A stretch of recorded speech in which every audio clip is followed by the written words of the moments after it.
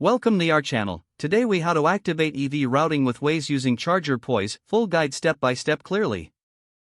Open the Waze app on your device. Ensure you are logged into your account. Tap on the search bar at the top of the screen. In the search menu, select Drive.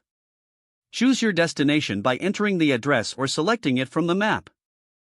Once you have your destination, tap on the Routes option. Look for the gear icon or settings button and select it. Scroll down to find navigation settings. In the navigation options, find the toggle for electric vehicle routing. Enable the electric vehicle routing option. Return to the main screen after saving your settings. Once you are set, initiate the route again. Waze will now look for charging station points of interest, or POIs. As you navigate, Waze will provide recommendations for charging stations along your route. You can view these charging stations directly on the map.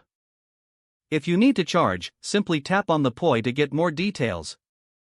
Follow the provided directions to the nearest charging station. Continue your journey after charging, guided by Waze. Make sure to monitor your battery levels throughout the trip. By activating EV routing, you ensure a smoother journey for your electric vehicle. If the page does not load, refresh the browser or try again in a private or incognito window. Make sure you are using the correct email address, then retype it carefully to avoid small typos. If your password is not accepted, use the reset option and create a new strong password you can remember.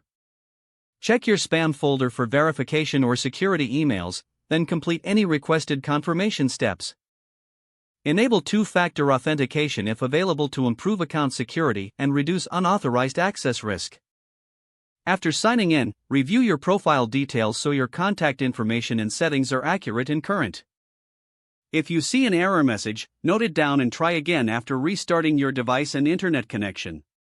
Log out when you finish, especially on shared devices, to keep your account and payment information secure. If the page does not load, refresh the browser or try again in a private or incognito window. Make sure you are using the correct email address, then retype it carefully to avoid small typos. Don't forget to like this video and subscribe to our channel for more step-by-step tech guides.